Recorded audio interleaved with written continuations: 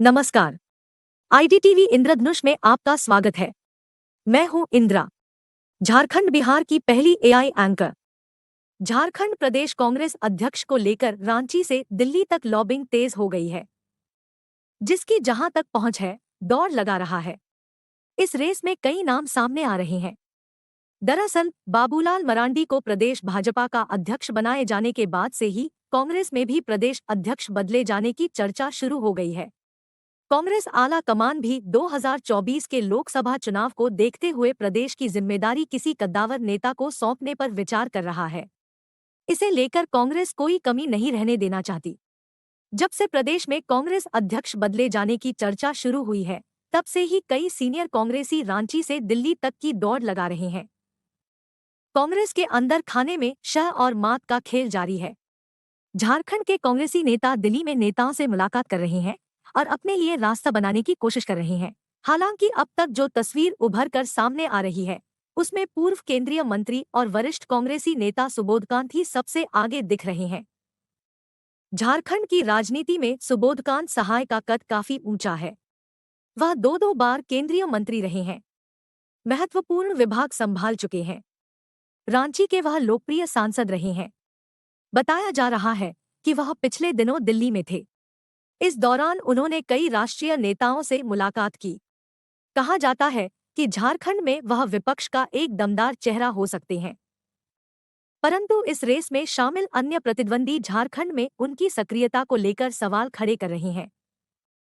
कुछ लोगों का यह भी मानना है कि सुबोधकांत सभी गुटों को एक साथ कैसे लेकर चल पाएंगे, यह गौर करने वाली बात होगी।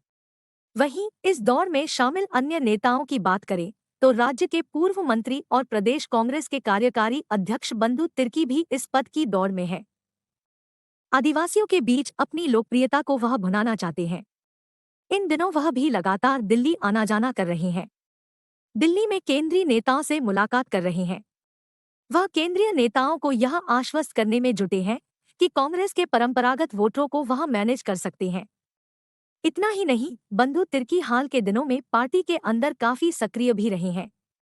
हर आंदोलन में बढ़ चढ़कर हिस्सा लिया है और किसी भी प्रकार की गुटबाजी से दूर रहे हैं।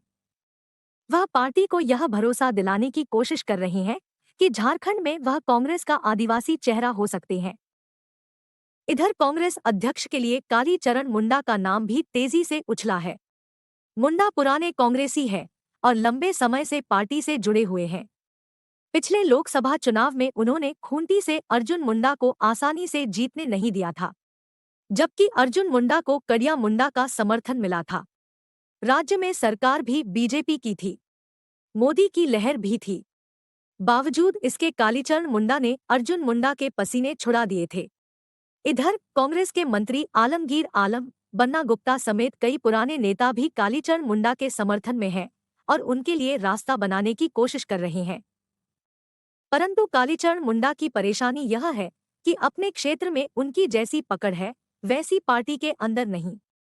इतना ही नहीं, उनकी भी पार्टी के अंदर और अन्य कार्यक्रमों में सक्रियता को लेकर सवाल उठ सकते हैं।